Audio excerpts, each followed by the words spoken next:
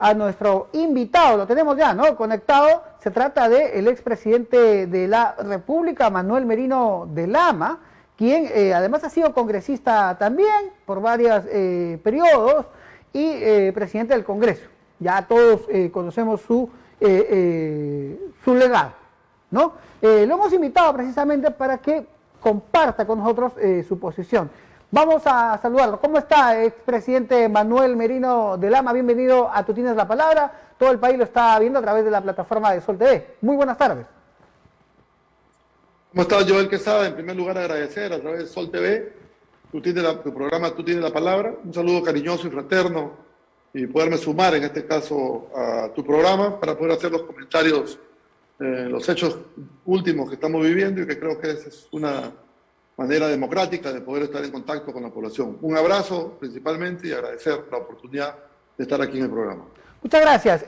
La primera pregunta tiene que ver con nuestro tema del día que hemos planteado los televidentes, ¿no? ¿Qué hay detrás de este reglaje que ya ha sido, digamos, admitido por el propio ministro del Interior, Mariano González, ¿no? Contra el empresario encarcelado que fue dado ya de libertad, Samir Villaverde? ¿Usted cree que hay detrás? ¿Habría algún temor por alguna filtración de un audio, de un video? ¿O cuál sería la teoría? Bueno, primero yo creo que debemos de partir de un tema que es sumamente urgente analizar de manera profunda, especialmente los medios de comunicación, dado que los políticos un poco como que estamos viendo como natural hechos irregulares que vienen sucediendo y estamos perdiendo la moral. Creo que es un tema importante, en primer lugar. En segundo lugar, creo yo que el debilitamiento que ha tenido la Policía Nacional, que no es un tema de ahora, es un tema que viene desde el gobierno del señor Vizcarra, luego del señor Sagasti, donde dio de baja a 18 generales para poder, digamos, vulnerar la Policía Nacional, y luego el periodo del señor Castillo, que viene en descarte a vista y paciencia de todos los peruanos, cambiando, digamos, en este caso estamos hablando ya de un quinto ministro del Interior. Y eso creo que la presencia el día de ayer del ministro del Interior en el Palacio Legislativo, nuevamente creo que sentimos que es una vergüenza para todos los peruanos. Y digo una vergüenza porque él dice no haber habido un reglaje, él dice que es un tema de rutina de la Policía Nacional y termina diciendo que está poniendo prácticamente en la calle a su director general de inteligencia. O sea, eso significa de que está reconociendo las faltas sucedidas. Y sobre eso el Congreso tiene que analizar.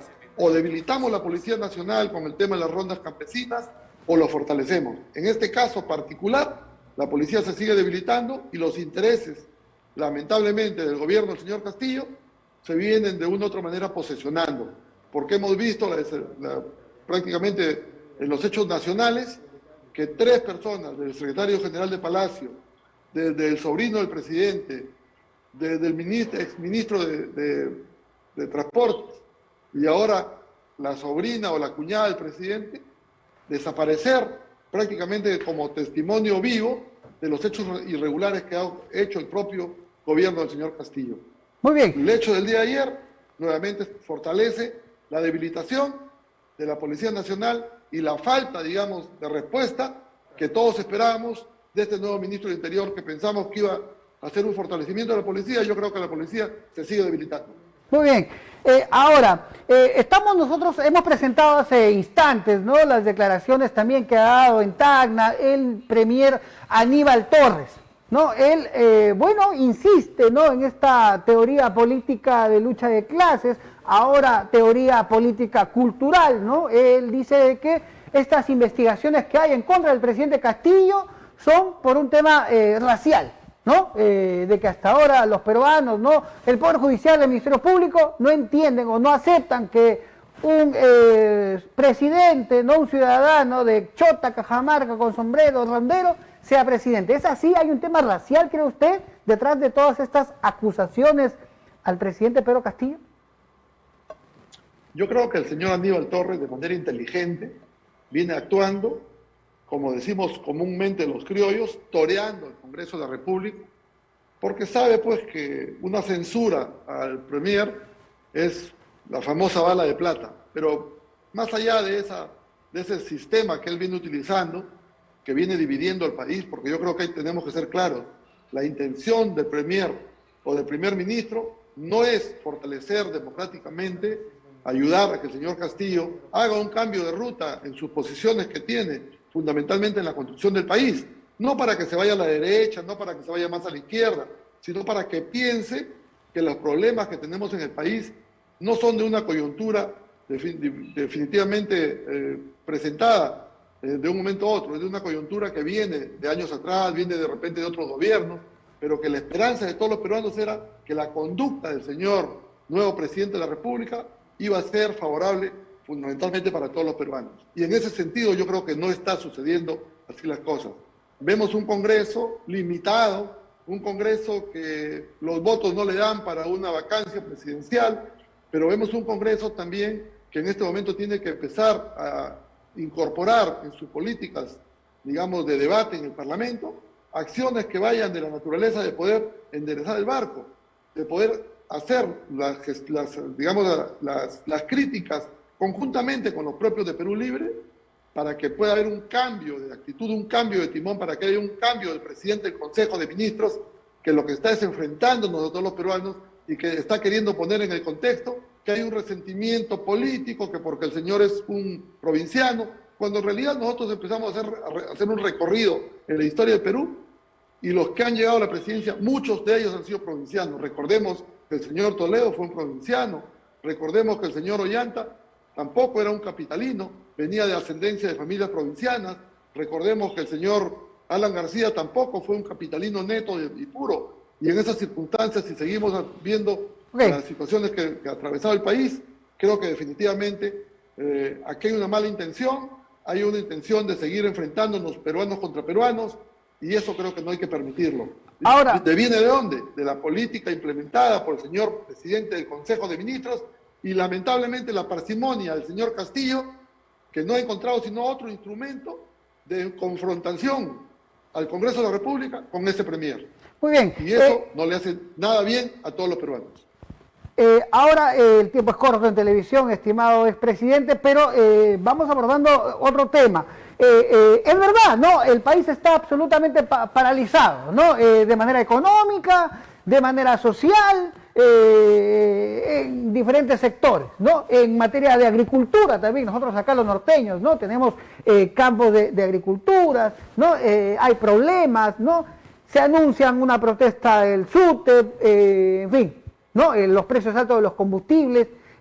La pregunta es, ¿no? Y aquí hagamos todos una valoración, ¿no? Incluyéndolo indudablemente, expresidente. ¿Quiénes son los responsables políticos hasta la fecha, ¿no? De todo este caos que lamentablemente vive el país? Si nosotros queremos hacer un análisis objetivo de los hechos que han acontecido, creo que los responsables políticos de estos hechos puntuales en el marco, digamos, del desborde último que hemos tenido en estos últimos 5 años, devienen desde el gobierno del señor Pedro Pablo Kuczynski, con mayor incidencia.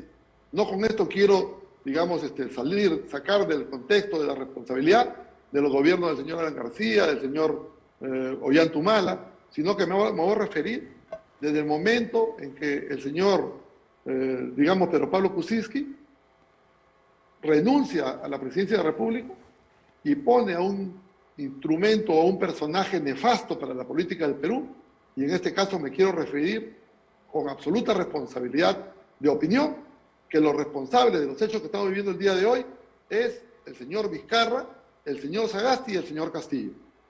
La correlación que ha habido para poder tomar el poder del Estado de manera absoluta, porque con eso creo que tenemos que analizar de que los famosos caviares han venido incorporándose en el Estado desde el año 2001, de manera sistemática. Han venido copando ministerios importantes, como es el Ministerio de Cultura, el Ministerio de Educación, el Ministerio de Agricultura, el Ministerio de Energía y Minas, de manera sistemática, a tal magnitud que el señor Sagasti, que fue la continuidad del señor Vizcarra, fue el instrumento prácticamente de estos nexos que son los absolutos responsables de lo que estamos viviendo el día de hoy.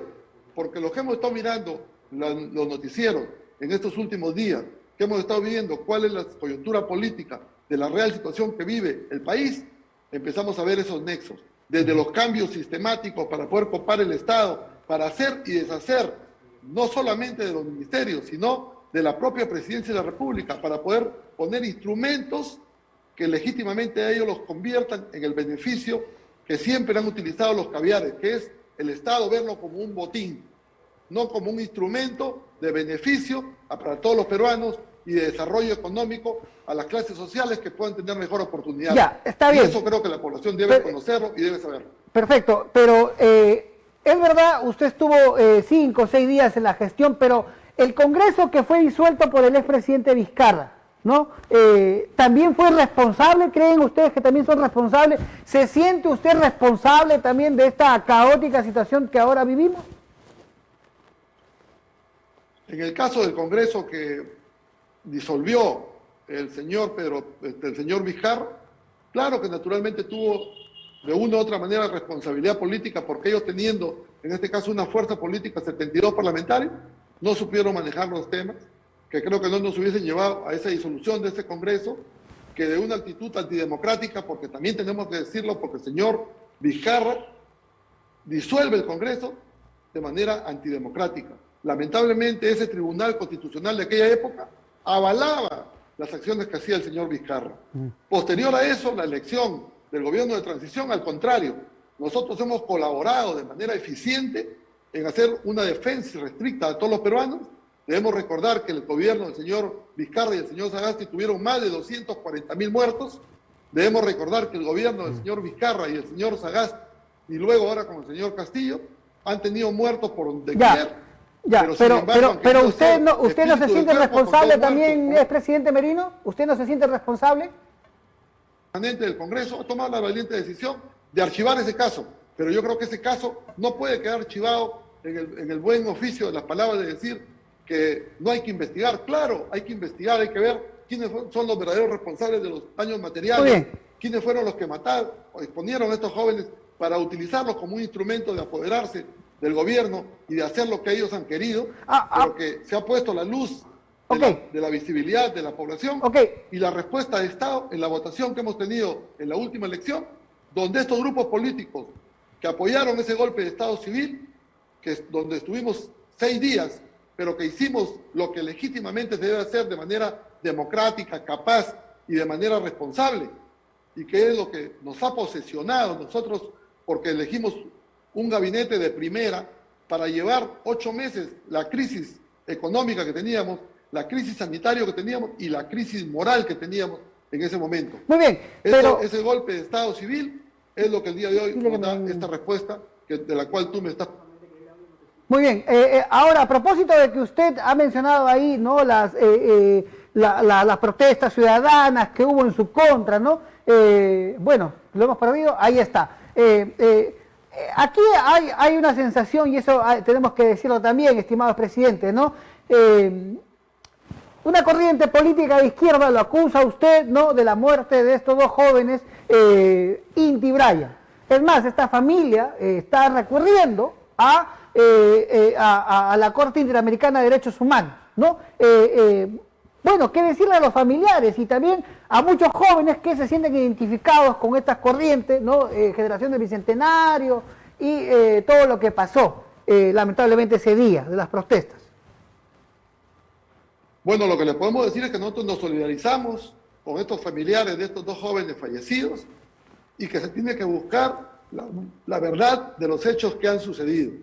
Y la verdad de los hechos no está en la componenda política del Partido Morado, de los caviares, de esa izquierda radical, y quizás no hablaríamos de todas las izquierdas, porque recordemos que el archivamiento de la investigación contra Manuel Merino ha sido apoyada por 2, digamos, puntales, o las 2 personas más pensantes de Perú Libre. Me refiero al señor Vladimir Cerrón y me refiero al señor Guido Bellido. Ellos son conscientes de que aquí se está haciendo una mala utilización de estos 2 muertos, y lamentablemente el comunismo caviar que se ha instaurado o que se ha enraizado en varias instituciones del Estado, que creo yo acostumbrados a chuparle la sangre al Estado y no a colaborar para el desarrollo de la naturaleza del país, porque creo que así hay que decirlo, hay que ser puntuales, son los que el día de hoy están conllevando a estos familiares a querer ir a la Corte Interamericana de Derechos Humanos. Y al final no va a encontrar, sino simplemente a querer hacer un desgaste económico y querer utilizar las ONGs comunistas, querer utilizar a IDL, que es el sistema de alimentación que tiene, pero que la verdadera responsabilidad creo que ellos tienen que analizarla. Y está en aquellos que asusaron, aquellos grupos políticos, aquellos que se beneficiaron y se hicieron del poder en minorías sobre mayorías. O sea, se eligió un presidente entre 19 parlamentarios de 130. Eso realmente les preocupa a ellos porque en una investigación veraz, real, por parte del Ministerio Público, se va a encontrar que había un golpe de Estado tan igual como los militares cuando lo dieron en su momento y que fueron condenados a 20 años de cárcel, para que ellos también asuman este golpe de Estado civil, que lo hicieron en un gobierno democrático, un gobierno que absolutamente, con derecho constitucional, le tocó asumir lo que correspondía, y es, en este caso, al presidente del Congreso de aquel entonces. No una presidencia elegida amañadamente, con golpes, digamos, de Estado, donde utilizaron a los jóvenes en un momento de pandemia, de confinamiento, y que ese resultado a ellos los hizo hacerse del poder. Eso hay que hacerle entender a la familia, para que no se deje seguir engañando y para que la verdad de los hechos se pueda saber. ¿Quiénes son los responsables políticos? ¿Quiénes son los responsables empresarios? ¿Quiénes son los responsables de medios de comunicación? ¿Quiénes son los responsables de izquierda que se hicieron del poder? Y que su beneficio era personal y no un beneficio institucional, un beneficio de Estado, una defensa irrestricta a todos los peruanos. Perfecto, estimado expresidente, ha quedado claro. Y ya para terminar, hasta la última pregunta, el tiempo nos gana, ¿no? Usted ha tenido, digamos, el poder, el tiempo que estuvo, así es congresista de Tumbes, ¿no? Yo lo he entrevistado muchas veces en Pasos Perdidos, ya en legislaturas anteriores. ¿Qué megaproyectos del norte del país se debe priorizar? Y aquí en La Libertad, le comento, en Trujillo, ¿no? Hay una controversia por Odebrecht y Chavimoche. Odebrecht se ha cambiado de nombre. A ver, yo lo que le diría a la población, que no nos dejemos engañar, que estos consejos de ministros es una burla para todos los peruanos. Cada gobierno regional, cada gobierno municipal tiene como instrumento de desarrollo sus proyectos, que han sido aprobados en la ley de presupuesto, y que esos consejos de ministros que ni siquiera recogen la ley de presupuesto, que eso perfectamente se conoce y que los profesionales de los diversos ministerios, del propio Ministerio de Economía, del Ministerio de Agricultura, del Ministerio de Transporte, del Ministerio de Vivienda, los han calificado por los trámites, digamos, burocráticos que tenemos, son los que tendrían que ejecutarse. No ir a hacer ofrecimientos nuevos que van a pasar 3, 4, 5 años y no se van a lograr ejecutar. Al contrario, ellos tienen que exigir que de acuerdo a la ley de presupuesto se cumpla la ley de presupuesto. Mal haríamos nosotros en querer, digamos, como sacar debajo de la manga, yo quiero tal proyecto de impacto regional, cuando ese proyecto no tiene estudios, no tiene expediente, no tiene, digamos, las calificaciones que necesitan un proyecto de la naturaleza que van pasando filtro por filtro, y que el día de hoy nos pretenden sorprender. Sobre esa base son que tenemos que exigir. Si hay consejos de ministros descentralizados, que mínimamente el compromiso que asuma el presidente de la República es exigir a los funcionarios públicos que esos proyectos que están en cartera se ejecuten. Caso contrario, pasaremos nuevamente 5 años y estaremos en nada y perdiendo la oportunidad del esfuerzo que se ha hecho y del gasto que ya ha hecho el Estado en varios estudios y en habilitación de varios proyectos que el día de hoy duermen el sueño de los justos. Muy bien, le agradecemos, estimado expresidente Manuel Merino de Lama, por la cortesía de estar aquí en Sol TV. Todo el país lo ha estado sintonizando. Le agradecemos y lo vamos a seguir convocando, indudablemente, para que pueda dirigirse al país a través de nuestras pantallas. Lamentablemente ya no hay tiempo para más, me están echando ya del estudio, 12 del mediodía con 58 minutos. Muy buenas tardes, vamos a la pausa breve y volvemos con lo último del programa.